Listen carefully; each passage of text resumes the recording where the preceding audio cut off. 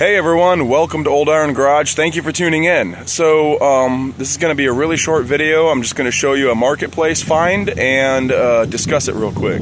So here it is.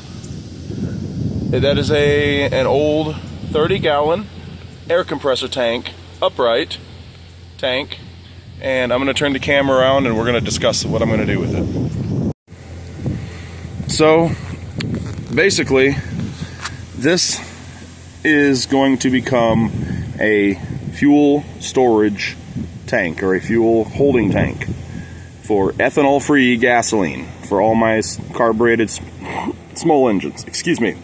All my carbureted small engines, so garden tractors, lawnmowers, everything. My gas that I use to make 2-cycle fuel will come from here, everything. My generator's going to get plumbed into this, so that way all I got to do is crank it over, start it up, and it's ready to go if we have a power outage. But I'm also going to have an electric pump plumbed into this, so I can just roll up to this with a tractor, a push mower, whatever, a gas can, if I need to fill a small engine that's on the workbench or something, and pump gas into it. But it's going to be an electric pump, so not a hand pump. Anyways, so to get this ready for that, basically this plate on top, this mounting plate on top for the motor and pump, the air compressor pump is going to go, and whatever holes I determine that I'm not going to need, like the one that's in the top center, that's going to become a like a holding tank vent hole. There's going to be a vent like for fuel holding tanks that it's going to get threaded into that, because the tank needs to be able to breathe. The outside temperature heats up and cools down. If this tank is sealed up tight, it's not going to like that. It needs to be able to breathe. It's also going to get somewhere in the top here, probably right here. If I decide I don't need this hole for anything, I'll probably cut that out and put a 2-inch hole for a 2-inch threaded pipe. That'll get a threaded pipe cap that goes over the top of it. That'll be my filler hole where I will fill the tank from. All the rest of the holes, I'm gonna have to plumb in a line to go to the bottom for a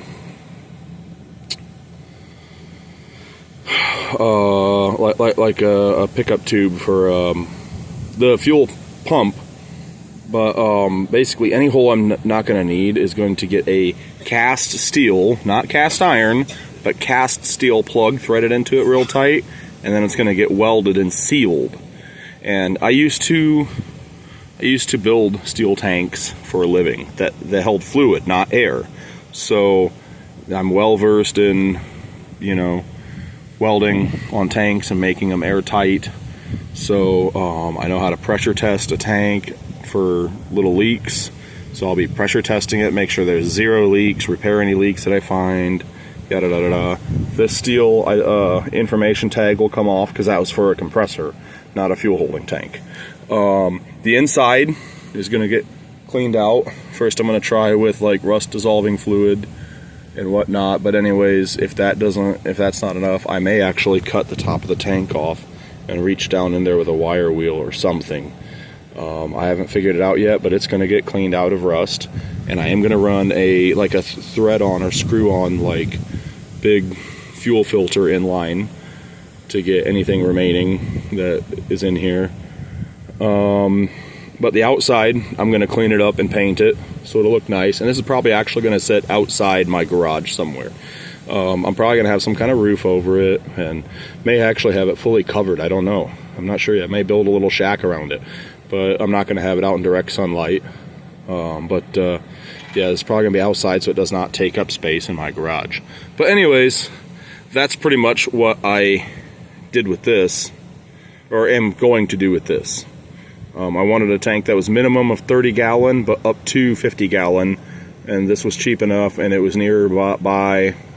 It's well built, so this is what I went with. Alright guys, that's it for this video. I just wanted to show you my marketplace find and talk about it. If you like this, the kind of content you see in this channel, subscribe if you have not already. If you like this video, give it a thumbs up. drop a comment. Let me know your thoughts on this project, and I will see you in the next one. Bye.